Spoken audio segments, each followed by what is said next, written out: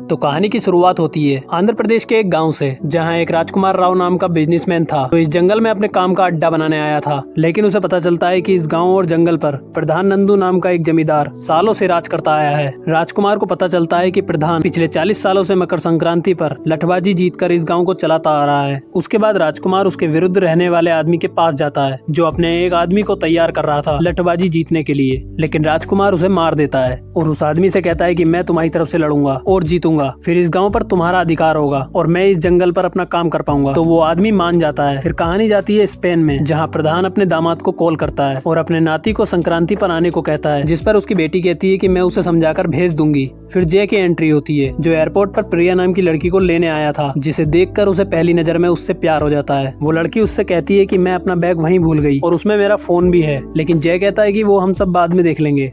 उसके बाद जय को एक कॉल आता है और वो दोनों वहाँ पहुँच जाते हैं, जहाँ एक लड़की और एक लड़का लड़ रहे थे कि मैसेज किसने भेजा। तभी जय आकर कहता है कि वो मैसेज मैंने भेजा था और दोनों को मिलवा देता है। ये देखकर वो लड़की थोड़ा इम्प्रेस हो जाती है। फिर ये लोग अपने घर आ जाते हैं, जहाँ इसे पता चलता है कि प्रिया पहले से ही घर आ गई है और वो किसी और लड़की को ले आया है। दरअसल ये लड़की अपना नाम मीरा बताती है और कहती है कि उसे के.एन. राव के घर जाना था, लेकिन ये घर के.जी. राव का है। फिर जय के मॉम डैड उसे सही जगह छोड़ने को कहते हैं। उसके बाद जय एक आदमी से मिलता है। तब जय को पता चलता है कि वो जिस के.एन. राव को ढूंढ रहे हैं, ये आदमी उसी का असिस्टेंट है। अब जय उस लड़की को जाने नहीं देना चाहता था, इसलिए वो उससे कहता है कि मैं उस लड़की से प्यार करता हूँ, तुम उससे बस इतना कह दो कि के.एन. राव जी के घर पर बिजली गिर गई है, तो तुम इस लड़के के घर जाकर रहो। तो वो उस लड़की से वैसा ही कहता है और वो लड़की मान जाती है। उनके जाने के बाद इसे पता चलता है कि ये वही लड़की है जिसे वो ढूंढ रहा था। फिर मीरा जय के घर रहने आ जाती है, जहाँ हमें जय की लव स्टोरी देखने को मिलती है। मीरा भी जय से धीरे धीरे इम्प्रेस हो रही थी। फिर एक दिन जय के पिता घर आते हैं, उनके चेहरे पर चोट के निशान थे। जय अपनी मॉम से पूछता है कि क्या हुआ, तो उसकी मॉम उसे बताती है कि ऑफिस से आते वक्त कुछ गुंडों ने इनसे मारपीट की और इनकी चैन छीनकर भाग गए। उसके बाद जय उन गुंडों को पीटता है। मीरा उसे रोकने के लिए जाती है, लेकिन वो उसे साइड में हटा देता है, क्योंकि ये चेन उसकी मॉम की आखिरी निशानी थी, जो उसकी मां मरने से पहले छोड़कर गई थी। ये सुनकर मीरा जय से पूरी तरह से इम्प्रेस हो जाती है और अब वो वक्त आ गया था कि जय उसे अपने प्यार के बारे में बताने वाला था। लेकिन उससे पहले मीरा उसे बताती है कि वो एक सिद्धार्थ नाम के लड़के से प्यार करती है और उससे बहुत जल्द शादी करने वाली है। फिर मीरा अपने घर के लिए निकल जाती है। उसके कुछ दिन बाद जय को मीरा का कॉल आता है और वो बताती है कि सिद्धार्थ ने उसे छोड़ दिया है और वो अब किसी और से शादी कर रहा है। उसके बाद जय इंडिया के लिए निकल जाता है। एयरपोर्ट पर हमें ये 3 लोग दिखाई जाते हैं, जिनमें एक डायरेक्टर और एक राइटर है। फिर जय सिद्धार्थ से मिलता है और उसे बताता है कि वो मीरा का दोस्त है। ये सुनकर आसपास के लोग इन्हें देखने लगते हैं। फिर सिद्धार्थ जय को बताता है कि मीरा का भाई रिश्ता लाने से पहले उसके घर आया था और उसने कहा था कि अगर उसने इस रिश्ते को ना नहीं कहा तो वो उसके सारे परिवार को मार देगा और अब उसकी शादी भी किसी और लड़की से करवा रहा है। तो जय उससे कहता है कि मैं तुम्हारी शादी करवाऊंगा और जय सिद्धार्थ की फैमिली को सेफ जगह पहुंचा देता है और कहता है कि मैं मीरा को लेकर आऊंगा, तुम मेरा इंतजार करना। उसके बाद ये लोग ड्रिंक करके बोतल को रास्ते में ही फेंक देते हैं, जिससे जय की कार का टायर फट जाता है। फिर इन्हें एक बस में जाना पड़ता है और ये लोग भी अपनी फिल्म की कहानी के लिए बस में आ जाते हैं। लेकिन तभी इस सीन में एंट्री होती है एक और हीरोइन की, जिसे जय हाथ देकर बस में चढ़ाता है। वो लड़की अपना नाम चंद्रमुखी बताती है।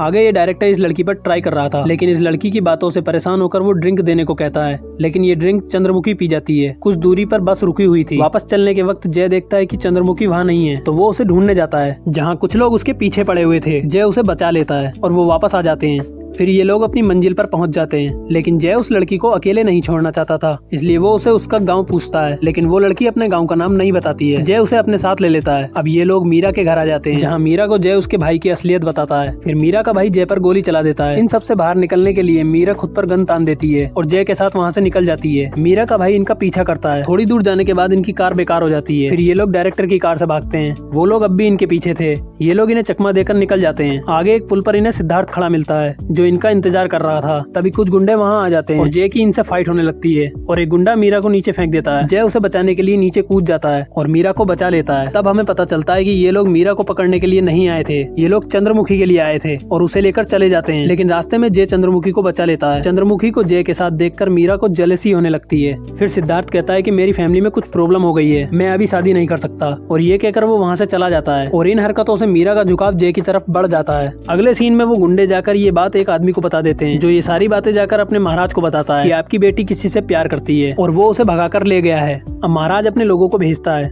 और उन्हें खत्म कर देने को कहता है। उसके बाद ये सब लोग एक जगह पर बैठकर खाना खा रहे थे। वहीं मीरा के भाई के लोग और उस महाराज के आदमी आ जाते हैं और दोनों को गलतफहमी होती है कि ये लोग इनकी तरफ से आए हैं और ये लोग आपस में ही लड़ने लग जाते हैं। इसका फायदा उठाकर ये सब यहाँ से भाग जाते हैं। आगे महाराज के आदमी इन सबको पकड़कर एक जगह ले जाते हैं, जहाँ महाराज राघोरा आता है और अपने सिंहासन पर बैठकर अपनी भाषा में आदेश देता है। फिर वो लोग जय को अपने साथ ले जाते हैं और उसका सत्कार करते हैं। तब ये आदमी इन सबको बताता है कि राघौरा ने आदेश दिया है कि ये लड़का चंद्रमुखी को भगा कर ले गया था, इसलिए कल इसकी बलि दी जाएगी और हम सबके बाल उतार लिए जाएंगे। ये सुनकर सब शौक हो जाते हैं। उधर चंद्रमुखी अपनी मौसी से कहती है कि इसने मेरी जान बचाई है, पिताजी से कहिए कि उसे छोड़ दें। फिर मीरा के लोग उसे ले जाते हैं। उसके बाद जय का बहुत सत्कार किया जाता है। जय आकर इन लोगों से कहता है कि मैंने इनकी बेटी को बचाया है, इसलिए ये लोग मुझे इतना सम्मान दे रहे हैं। फिर ये लोग इसे सच्चाई बताते हैं, जिसे सुनकर ये घबराने लगता है। उसके बाद इन्हें पकड़कर बलि के लिए ले जाया जाता है। ये लोग जय की बलि देने वाले थे। तभी इन्हें पता चलता है कि जय की कमर पर एक रुद्र तिल का निशान है, इसलिए ये लोग जय को छोड़ देते हैं और राघौरा इन दोनों की शादी तय कर देता है। चंद्रमुखी जय को अपने बचपन की कहानी बताती है कि एक पंडित जी ने कहा था कि राजकुमारी के जीवन में संकट है, अगर अगले 12 साल तक वो घर की दहलीज से बाहर आ गई तो पूरा गाँव शमशान हो जाएगा और आपका वंश भी खत्म हो जाएगा। इसलिए वो 12 साल तक अपने महल में थी।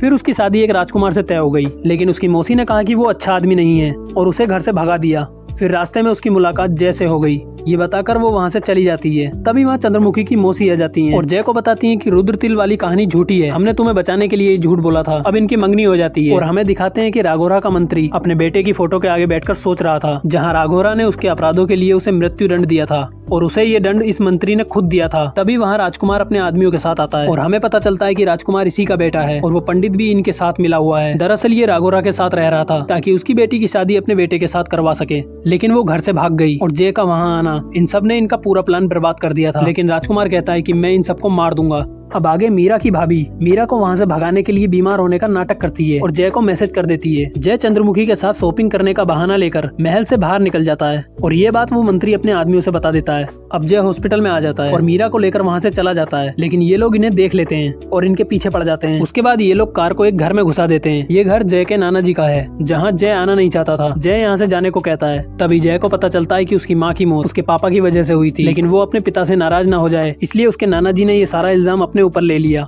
इस सच को जानने के बाद जय अपने नाना जी के गले लग जाता है। फिर जय अपनी पूरी कहानी अपने नाना जी को बताता है कि जय मीरा से प्यार करता है। ये बात मीरा सुन लेती है और वो खुश हो जाती है। फिर मीरा जाकर चंद्रमुखी से बताती है कि जय मुझसे प्यार करता है। ये सुनकर चंद्रमुखी को बहुत दुख होता है, लेकिन वो इनके बीच से हट जाती है। उसके बाद मीरा ये बात सिद्धू से भी बता देती है। फिर राजकुमार को पता चलता है कि जय प्रधान नंदू का नाती है और ये इनको मारने का प्लान बनाते हैं। ये लोग पूजा के लिए जय को मंदिर बुलाते हैं, लेकिन जय की जगह उसके नाना जी और चंद्रमुखी मंदिर जाते हैं और रास्ते में राजकुमार इनका एक्सीडेंट करवा देता है और खुद वहाँ मैदान में था और प्रधान का इंतजार कर रहा था। तभी वहाँ जय आ जाता है, जिसे जिंदा देखकर राजकुमार शॉक हो जाता है। अब जय अपने नाना जी की तरफ से लड़ता है और दोनों में लठबाजी का जबरदस्त खेल चल रहा था। जय उसे हरा देता है क्योंकि बचपन में उसने अपने नाना जी से लठबाजी सीखी थी। हारने के बाद राजकुमार अपने आदमियों को इसे मारने का आदेश देता है, लेकिन जय इन सब की धुलाई कर देता है और वो राजकुमार को भी पीट देता है। सारे गाँव वाले जय की जीत से खुश थे। अब मीरा का भाई जय के नाना जी के घर आता है और कहता है कि तुम मीरा से बहुत प्यार करते हो, मीरा भी तुमसे प्यार करती है, ऐसा उसने मुझे बताया है, मैं तुम्हारी शादी करवाऊंगा। ये सुनकर जय मीरा के पास जाता है। मीरा काफी खुश थी। जय मीरा से कहता है कि सिद्धू तुम्हारे लिए सही लड़का है, वो अपने परिवार का बहुत ख्याल रखता है, तुम्हारा भी रखेगा। मैं चंद्रमुखी से जब मिला था तभी मैंने उसका साथ देने का सोच लिया था, मैं उससे ही शादी करूंगा, क्योंकि चंद्रमुखी ने जय के नाना जी को बचाया था और उस मंत्री को मार दिया था, और यही नहीं उसे भी चंद्रमुखी से प्यार हो गया था। अब चंद्रमुखी को उस मर्डर की वजह से जेल लाते हैं, जहाँ उसका परिवार उससे मिलता है। वहीं जय भी आ जाता है और चंद्रमुखी से बताता है कि वो जिंदगी भर उसका इंतजार करेगा। और ये मूवी यहीं खत्म हो जाती है।